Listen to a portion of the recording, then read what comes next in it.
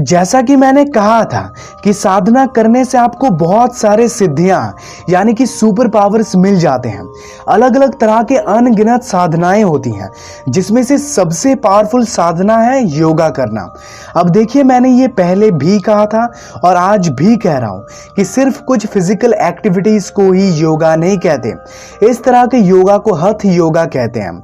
लेकिन हठ योगा के अलावा भी 4 तरह के योगास होते हैं, जैसे कि कर्म योगा, भक्ति योगा, ज्ञान योगा और राज योगा। इन 5 तरह के योगा को मिलाकर आज मैं एक ऐसे साधना के बारे में बताने जा रहा हूं जो आपको 40 दिन तक करना है।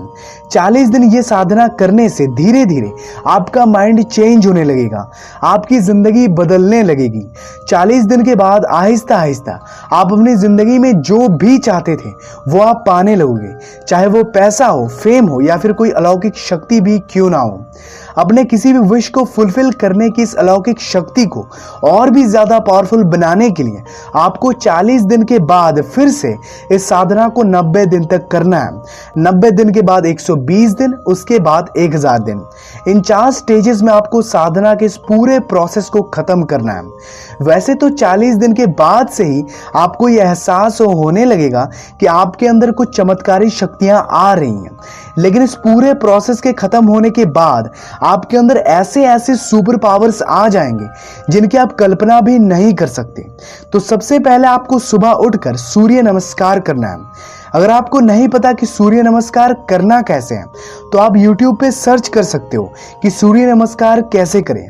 आपको हजारों वीडियोस मिल जाएंगी। सूर्य नमस्कार करने से आपकी कॉन्शियसनेस, यानी कि अभी जैसे आप जानते हो कि आप एग्जिस्ट करते हो, आप अपने आप को फील कर पा रहे हो, ये एहसास और भी ज्यादा गहरा हो जाता है। आपकी ये कॉन्शियसनेस हायर लेवल पे पहुंच जाती है और जब ऐसा होता है तब धीरे धीरे आपको अलौकिक शक्तियां मिलने लगती हैं। सूर्य नमस्कार भी एक तरह का योगा है जो हठ योगा के अंदर आता है। और उसके बाद आता है राज योगा। राज योगा के अंदर आपको 4 चीजें करनी होती हैं।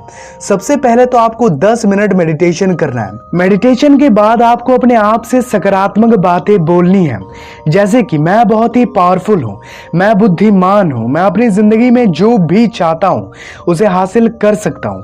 ऐसी कुछ बातें आपको अपने आप से बोलनी है। एज यू गाइज नो कि इस टेक्निक को एफर्मेशन कहते हैं। 5 मिनट तक एफर्मेशन की प्रैक्टिस करने के बाद आपको एक ऐसी जगह जाना है जहां पेड़ पौधे ज्यादा हो, और फिर उस जगह जाकर आपको इस प्रकृति से बातें करनी है। आपके मन में जो भी बातें हैं वो खुलकर आपको इस नेचर को कहना है। जो भी आप चाहते हो वो आप इस नेचर को बिना झिझक के बताएं।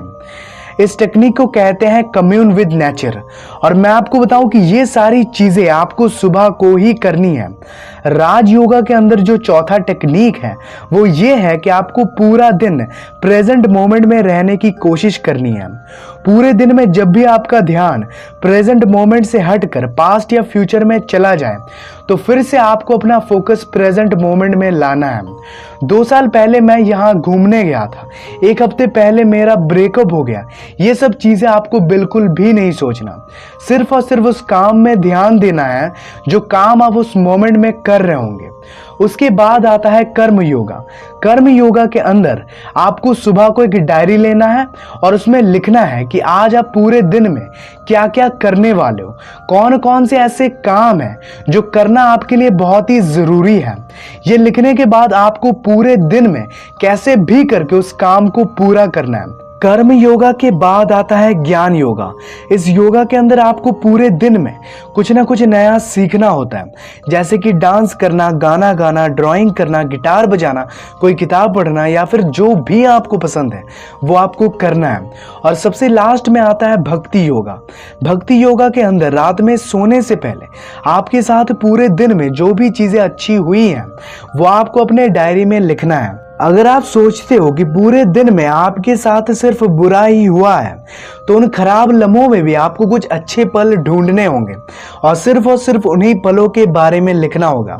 और साथ ही साथ ये भी लिखना होगा कि उन हसीन लम्हों के लिए मैं इस प्रकृति का शुक्रगुजार हूँ, इस प्रकृति को मैं धन्यवाद करता हूँ। जो लोग ये कहते हैं कि सुपर पावर जैसी कोई चीज नहीं होती, उनको मैं आज चैलेंज करता हूँ कि इस पूरे प्रोसेस को सिर्फ 40 दिन तक फॉलो करके देखें। मैं गारंटी देता हूं कि अलौकिक शक्तियों के बारे में आप लोगों की सोच बिल्कुल बदल जाएगी।